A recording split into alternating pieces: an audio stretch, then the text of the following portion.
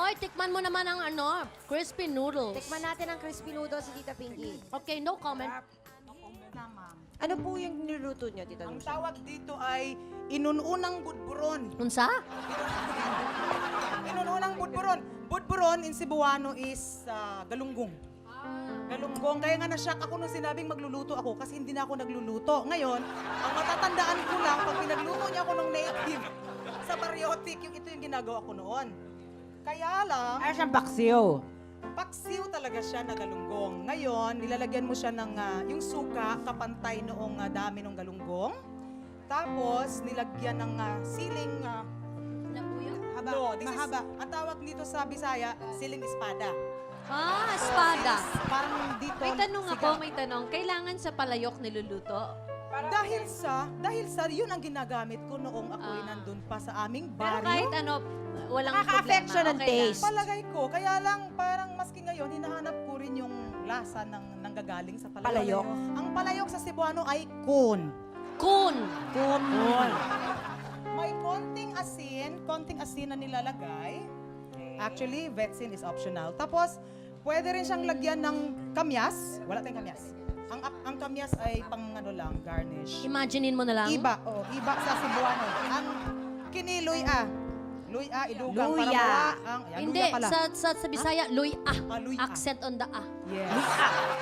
You know, kasi ang, di ba, Cebu is the Queen City of the South. Totoo yung sinabi ni That's right. Pinky kanina na melting pot siya kasi nasa city siya.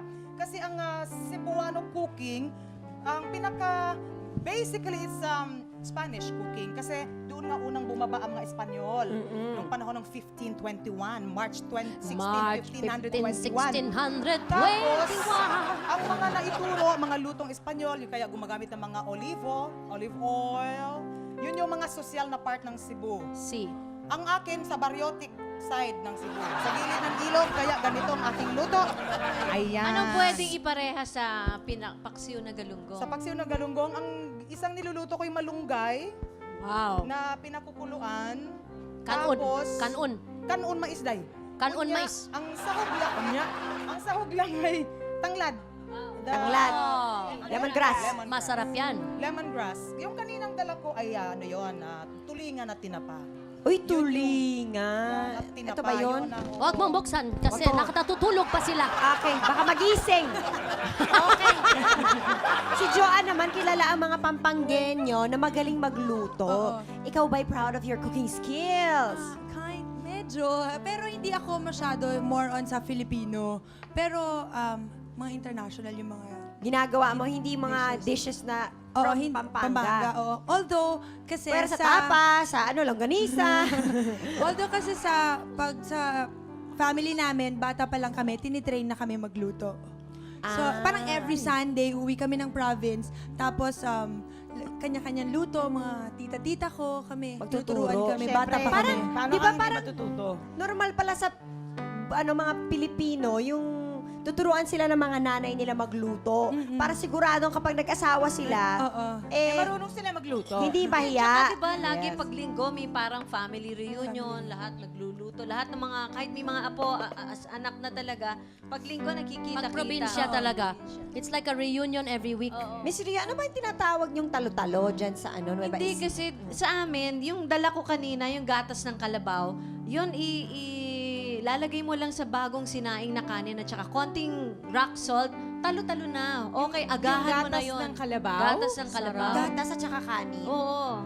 Yun ang kinakain. Agahan na yun sa amin. At At sa amin talagang, din, sa Pampanga rin ginagawa rin Oo. yun. Alam ko yung kondensada at pandesal. Oo, pero yung gatas at Gatas saka ng gatas ng kalabaw. kalabaw.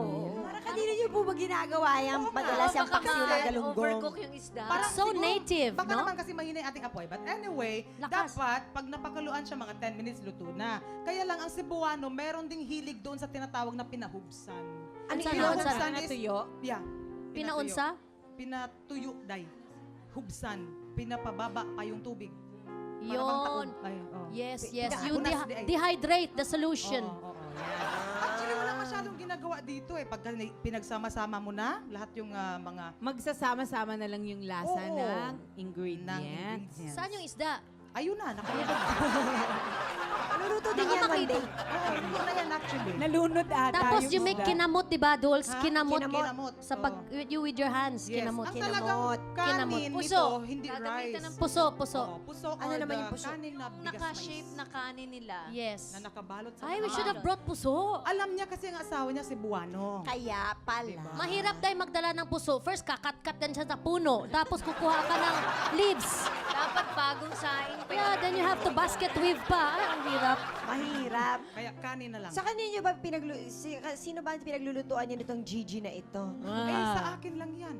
Oy, Ay, sa inyo lang to? I mean, pag ako sa amin nagluluto, o para sa amin. Kakain ba kayo dito? Siyempre. Kaya kami naghihintay dito. Okay, hindi ko lang alam na kung ano nag-video. May kantahan ba tayo dito?